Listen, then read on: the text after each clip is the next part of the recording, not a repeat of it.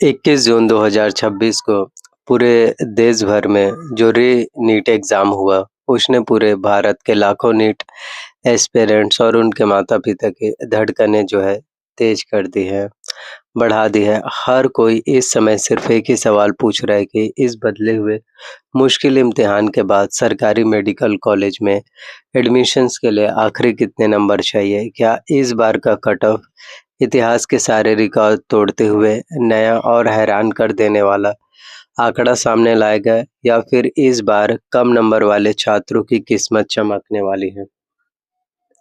तो आज के इस वीडियो में हम जो है किसी भी अनुमान या सोशल मीडिया के अफ़वाहों पर बात नहीं करेंगे, बल्कि सीधे नेशनल मेडिकल कमीशंस और मेडिकल काउंसलिंग कमेटी के उन खुफिया और अंदरूनी आंकड़ों का विश्लेषण करेंगे, जो आज से पहले किसी ने आपके सामने नहीं रखे होंगे। पूरे भारत के सरकारी और प्राइवेट मेडिकल कॉलेज का वो कड़वा सच आज आपके सामने आने वाले हैं, जिसे जानने के बाद कई छात्रों के पैरों तले ज़मीन खिसक जाएगी। लेकिन इस विश्लेषण को शुरू करने से पहले मैं आपको बताना चाहता हूँ, इस वीडियो को ठीक बीच में एक ऐसा आंकड़ा आने वाला है, जो ये तय करेगा कि आपका साल बर्बाद होने से बचेगा या नहीं। और वीडियो के बिल्कुल आखिरी हिस्से में मैं इसे आपको बताऊँगा चॉइस फिलिंग स्ट्रैटेजी और ऑल इंडिया कोटा का वो सबसे बड़ा लूप होल उजागर करूँगा, जिसका इस्तेमाल करके आप पिछले कई साल से कम स्कोर वाले स्टूडेंट भी मेडिकल कॉलेज में उनका सिलेक्शंस हो पाएँगे।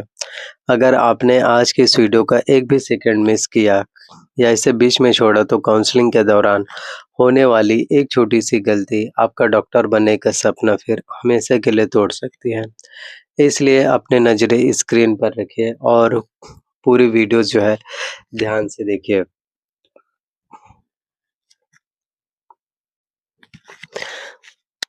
तो अगर हम बात करें, तो इस पूरे खेल को समझने के लिए पहले उस कड़े मुकाबले को देखना होगा, जो इस साल जो है एनडीए नीट यूजी 2026 की परीक्षा में बैठने वाले छात्रों की संख्या ने पिछले कई सालों के रिकॉर्ड ध्वस्त कर दिए हैं, जहां करीब 22 लाख से भी ज़्यादा स्टूडेंट एक सीमित संख्या वाली सीटों के लिए जो है दिन-रात एक करते हैं। ये मुकाबला सिर्फ नंबरों का नहीं रह जाता, बल्कि रणनीति का हो जाता है। बहुत से छात्र यह सोचकर खुश है कि परीक्षा दोबारा हुई तो शायद पेपर के स्तर आसान था, कट ऑफ नीचे गिर जाएगा, लेकिन यही उनकी सबसे बड़ी और ऐतिहासिक भूल है। देखिए, रीनीट परीक्षा के तुरंत बाद जब अलग-अलग राज्यों के टॉपर्स और एवरेज स्कोर करने वाले छात्रों से ज़मीनी स्तर पर फीडबैक लिया लिया गया, तो सच निकल कर सामने आया। वो बहुत ही चौंकाने वाला है। पेपर का जो खास पैटर्न था और जिस तरह से सवालों को घुमाया गया था, उसने अच्छे-अच्छे स्कोर्स स्कोरर्स के भी पसीने छुड़ा दिए। लेकिन असली सस्पेंस इस बात में नहीं कि पेपर कैसा था, बल्कि असली सस्पेंस छुपा है उस सीट मैट्रिक्स पीछे, जो इस साल जो है आपको देखने को मिल पाएगा। कई राज्यों में रातों-रात कुछ नए मेडिकल कॉलेजेस को मंजूरी मिल गई, तो वहीं कुछ पुराने कॉलेजों की सीटों पर कैंची चलाई गई। अब इसका सीधा असर आपके स्टेट कोटा और ऑल इंडिया कोटा पर कैसे पड़ने वाला है, यह जानना आपकी ज़िंदगी के लिए सबसे ज़्यादा बेहतर हो पाएगा।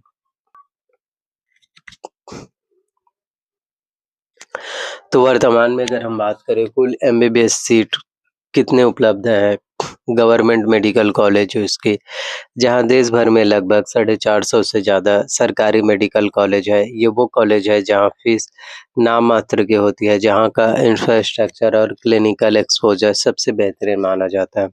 इन सरकारी कॉलेजों में कुल मिलाकर जो सीटें मौजूद हैं, उनकी संख्या लगभग 63,160 के आसपास बैठती हैं। हर एक छात्र दिन-रात इसी सरकारी सीट को हासिल करने के लिए पढ़ाई करता है। लेकिन यहाँ पर जो सस्पेंस आपको जानना बेहद ज़रूरी है, वो ये है कि 63,160 सीटों में से पूरे देश के छात्रों के लिए ऑल इंडिया कोटा के लिए सिर्फ 15% सीटें ही रह जाती हैं, जबकि बाकी के 85% सीटें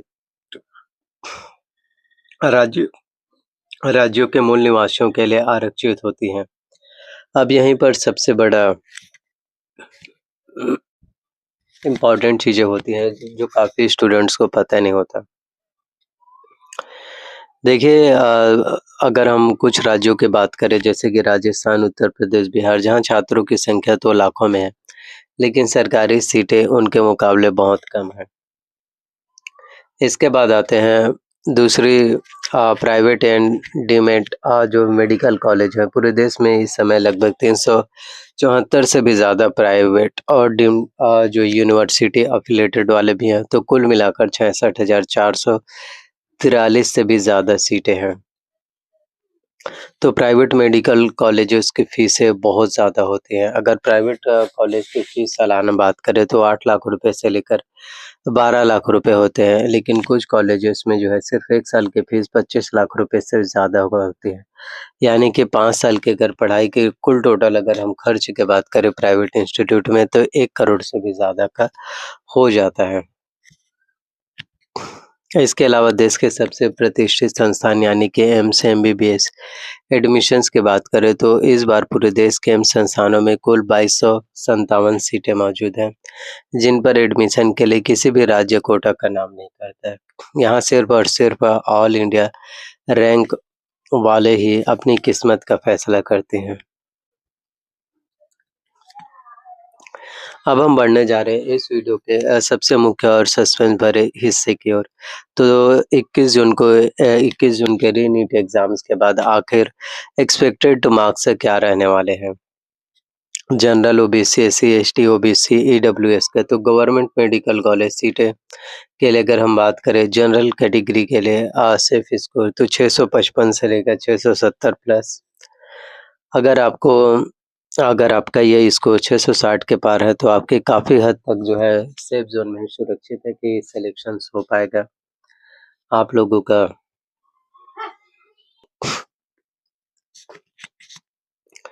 ओबीसी कैटेगरी वाले स्टूडेंट्स की बात करें तो 650 से 660। एससी एसटी कैटेगरी वाले स्टूडेंट्स की बात करें तो 560 से लेकर 580 प्लस और एसटी कैटेगरी वाले स्टूडेंट्स की बात करें तो ये ऑल इंडिया कोटा के अगर पहली और दूसरी काउंसलिंग के आधार पर है।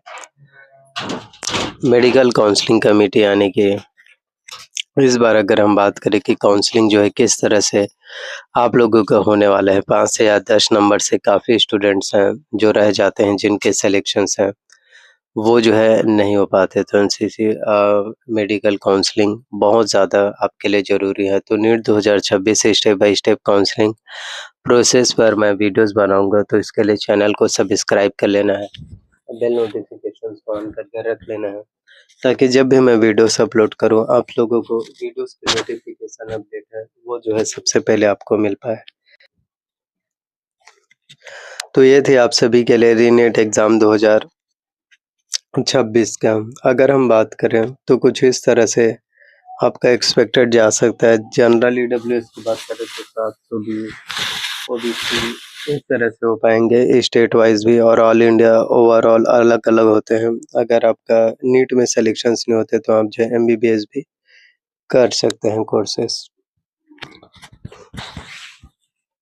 जितने भी आपके सवाल होंगे, जितने भी डाउट्स होंगे आप लोग ज़रूर बताइए और यह वीडियोस केवल एजुकेशनल पर्पस के लिए बनाए गए हैं। हम जो है किसी भी तरह की कोई भी आधिकारिक घोषणा या फिर किसी भी तरह की कोई भी आधिकारिक पुष्टि नहीं करते तो कृपया करके आप सभी लोग जो है ऑफिशियल वेबसाइट से सभी जानकारियाँ जो है ज़रूर चेकआउट कर लीजिए।